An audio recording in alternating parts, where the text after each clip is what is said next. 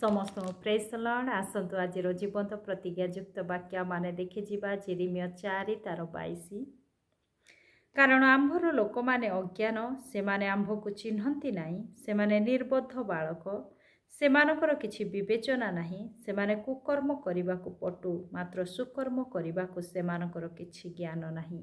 Praise lord आज मनुष्यर कि प्रकार दुर्बलता रही अछि प्रभु एठारे कथा कहती। आज मनुष्य अज्ञान हो जाइए मनुष्य आज परमेश्वर को चिन्हि पारु नाही से निर्बोध हो जाइए आ से विवेचना मध्य करि पारु नाही से परमेश्वर प्रति फेरी नाही परमेश्वर को से पासरी जाइए आज से कुकर्म पथरे रही अछि आज परमेश्वर ठार दूर रही अछि ताहा से विवेचना करि पारु नाही आज से कुकर्म करबा पाई अति तीव्रतर ही आगो को बढ़ुअछि किंतु परमेश्वर से उत्तम पथरे उत्तम कर्म करिबारे से भूली जाइए किंतु परमेश्वर आज से मनुष्य को अपेक्षा करियछंती से मनुष्य प्रभु ठारे फेरी आसु सेथिपाई से ता प्रति हस्त विस्तार करुअछंती। आमाने जेरेमिया तार 3:20-22 जदि पढ़िबा सेठारे प्रभु अति दुखर सहित एठारे कहती सदा प्रभु कहती जेपरि कौनसी भार्या विश्वासघातकता पूर्वक आपणा स्वामी को छाड़ी जाए सेपरि हे इस्राएल तुम्हें निश्चय आंभ प्रति से प्रकार विश्वासघातकता करियछ। वृक्ष शून्य उच्चस्थली मानरे एक स्वर इस्राएल संतानगणर रोदन और काकुर्ती शुणा जाए कारण से माने कुटिल पथगामी और सदाप्रभु आपणा परमेश्वर को पासरी पकाई अछंती।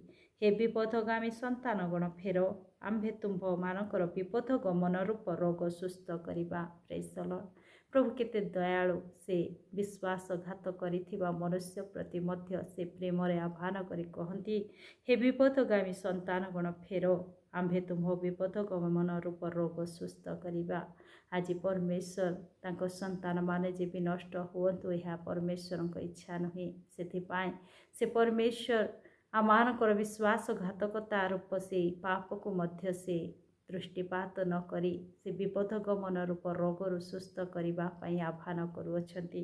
पुणी तार 14 से कहती सदाप्रभु कहती हे विपथगामी संतानगण फेर कारण आंभे तुम्भमानकर स्वामी आंभे नगररू 1 जन अगोष्ठी मध्यरु 2 जन करी तुम्भमानकु सियोन को आनिबा। Praise the Lord. प्रभु जे सेही अनंत राज्य रे आमानकु रखिबा पाए से आमानक प्रति दया और करुणा करी आह्वान करुअछंती। से केबे मध्य चाहती नहीं प्रभु आमानकु जो पुरस्कार रखी अछंती से पुरस्कार से माने वंचित हुअंतु यह परमेश्वर इच्छा नुहे। परमेश्वर से लोकमान को नर्क पथर उद्धार करने निमंते सर्वदा से मान को आह्वान करुअछंती आ कहउछंती हे विपदगामी माने विपद गमन फेरी आस आमे तुमको उद्धार करबा पाई 1 जन हो 2 जन हो तुम्भमान को सियोन को आनिबा बोली कहउछंती। Praise the Lord. प्रभु सर्वदा आमानकर आत्मा सुरक्षित रहू यह से चिंता करती। पुणी तांकर वाक्य जेरेमिया तार 4:14 मध्य कहती हे जेरुसालेम उद्धार पाइबा निमंते दुष्टतारू आपणा हृदय को धुओ तुम्भर मंद कल्पना सबु केते काल तुम्भ मध्य वास करिबो। कहउछंती उद्धार पाइबा निमंते तुम्भर दुष्टतारू आपणा हृदय को धुओ आ केते काल तुम्भे से दुष्टता मध्यरे मंद कल्पना मध्यरे रहिबो बोली कहउछंती। पुणी तार से 3:15 से कहते आउ आंभे आपणा मन अनुजाई पालक गण तुम्भमान को देबा से माने ज्ञान और बुद्धि रे तुम्भमान को चराइबे। Praise the Lord. आज मनुष्य परमेश्वर प्रति विश्वासघातकता कले सुधा परमेश्वर प्रति से निर्बोध ज्ञान रूप व्यवहार कले सुधा प्रभु मनुष्य को केते प्रेम करती। आज से कहती विश्वासघातकारिणी भार्या रूपे तुम्हें आम प्रति विश्वासघात करियछ तथापि तुम्हें फेरी आस तहिरे आमे तुमको क्षमा देबा बा दया करबा बोली परमेश्वर कहती।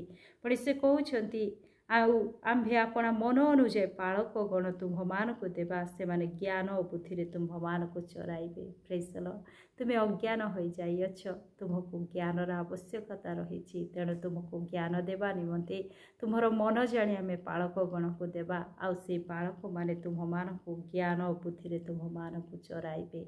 निश्चय प्रभु केते दयालु अटंती। आज आमानकर आत्मा जे प्रकार सुरक्षित हो सर्वदा से चिंता करती। आज आम जदि फेरिबा निश्चय आम से परमेश्वर दृष्टि अनुग्रह पाइबा पुणी आम को प्रभु जो पालक देइछन्ति से पालक आम को ज्ञान और बुद्धि चराइबे आम से अज्ञानतार मुक्त होगा आज आम परमेश्वर से अनंत राज्य प्रवेश करवा प्रभु अनुग्रह करंतु कृपा करंतु प्रभु दृष्टि सर्वदा आम तुष्टिजनक जीवन काटी परमेश्वर गौरव निमंते बंचवा प्रभु वाक्य दे मत आपण को आशीर्वाद करंतु आमेन।